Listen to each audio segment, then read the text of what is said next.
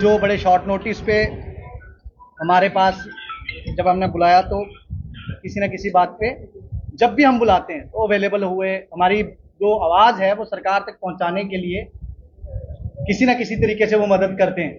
तो आपके यहाँ आने के लिए मैं बहुत बहुत धन्यवाद हूँ। पूरी टीम जो है, आज आपके सामने हम एक विशेष मुद्दा जो जम्मू कश्मीर सरकार ने एक नई रिजर्वेशन पॉलिसी जो लेके आई, लोकसभा चुनाव से 2 दिन पहले उसका ऑर्डर निकला, जिसमें जो आरक्षण था उसकी सीमा जो पहले 50% थी वो बढ़ाकर 60% जो है वो कर दी।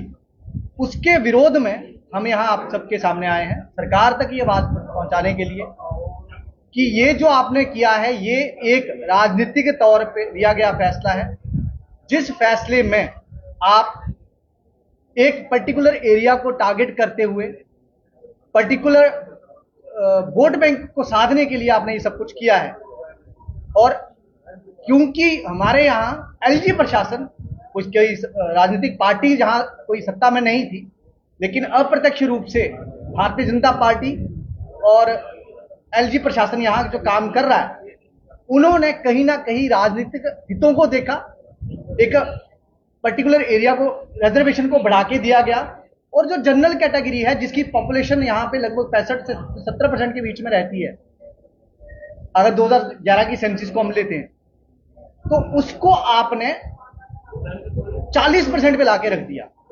इसका विरोध जनरल कैटेगरी और ओपन मेरिट, क्योंकि मेरिट का कत्ल इस माध्यम से जो है वो सरकार ने करने की योजना बनाई है, इसको बर्दाश्त नहीं किया जाएगा। हम इसको मेरिट का कत्ल इसलिए कह रहे हैं कि क्योंकि जो रिजर्वेशन पॉलिसी जिसने 60% जो सीट्स थी वो रिजर्व कर दी, वहीं तक सीमित नहीं है, क्योंकि 2 नोटिफिकेशन और हैं जिनमें हॉरिजॉन्टल रिजर्वेशन भी दिया जाता है। हॉरिजॉन्टल रिजर्वेशन अगर हम देखें तो रिसेंटली कांस्टेबल की 4000 पोस्टें आई, उसमें हॉरिजॉन्टल रिजर्वेशन 40% है। तो जब हम उसको नेट देखते हैं कि कितना जनरल कैटेगरी या ओपन मेरिट के लिए बचता है, तो 20% सीट्स ओपन मेरिट के लिए और जनरल कैटेगरी के लिए लगभग 8 से 10% के बीच में बचता है। तो आप समझ सकते हैं कि जनरल कैटेगरी या फिर ओपन मेरिट का जो हाल है वो जम्मू कश्मीर में क्या होने वाला है। और वर्तमान में भी कोई बहुत अच्छा हाल है ऐसा नहीं है।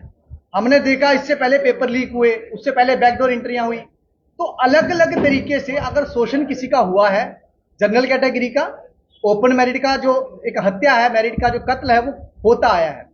अब एक उम्मीद थी कि भाई बहुत सारी चीजें जम्मू कश्मीर में बदलाव हुए, लेकिन ये एक नया बदलाव ऐसा हुआ। बदलाव हमने देखे कि बदलाव कितने हुए, उन बदलाव के चलते अगर ये वाला बदलाव देखें तो ये उनके ऊपर मतलब जख्मों पे नमक छिड़का सरकार ने।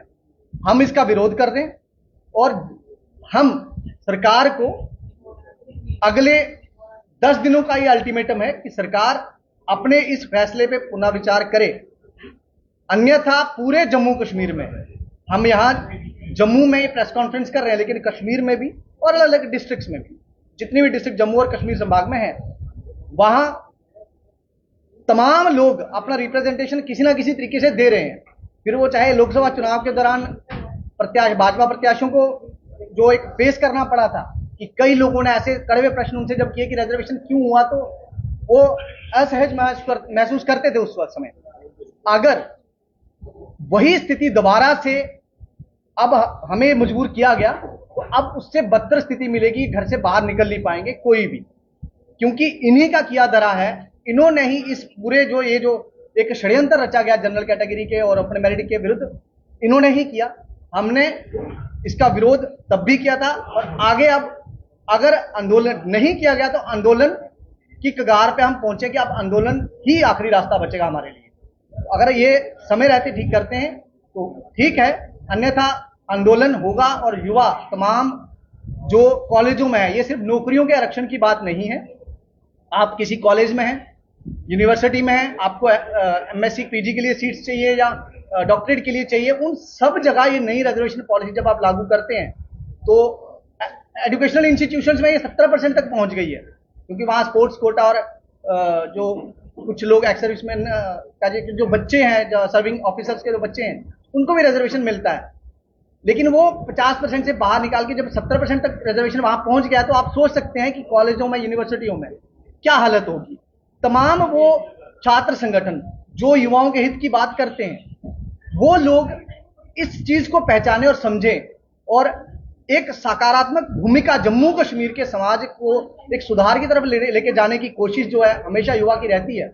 उसमें अपनी भूमिका सेव ओपन मेरिट करके ये जो कैंपेन हम चला रहे हैं, इसको अपना समर्थन दें और बढ़ चढ़ के जिस भी प्रकार से आप सहायता कर सकते हैं वो सहायता दें, ताकि ये जो जनरल कैटेगरी का और मेरिट का जो कत्ल है इसको रोक सके। मैं इतना कहूंगा, बाकी कुछ बातें जो हैं वो मेरे साथी जो है वो आपको बताएंगे। पहले कंप्लीट होने दो। शुक्रिया विंकल जी।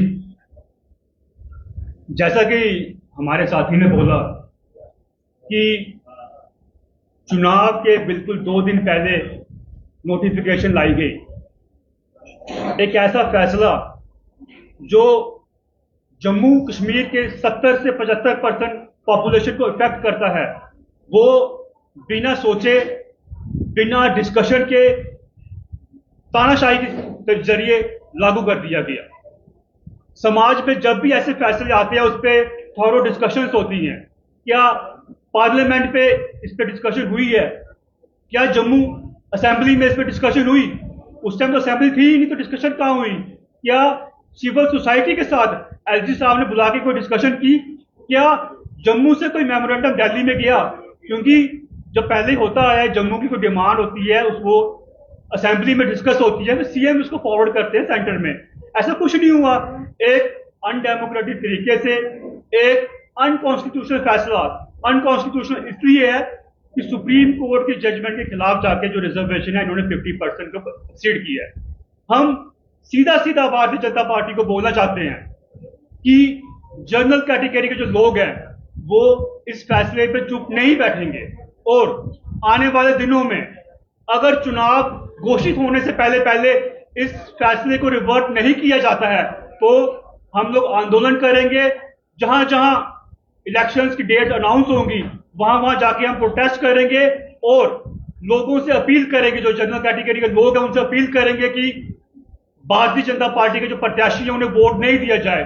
और हमारी पूरी कोशिश होगी कि आने वाले चुनावों में भारतीय जनता पार्टी का सुखड़ा जो है जम्मू कश्मीर से साफ किया जाए।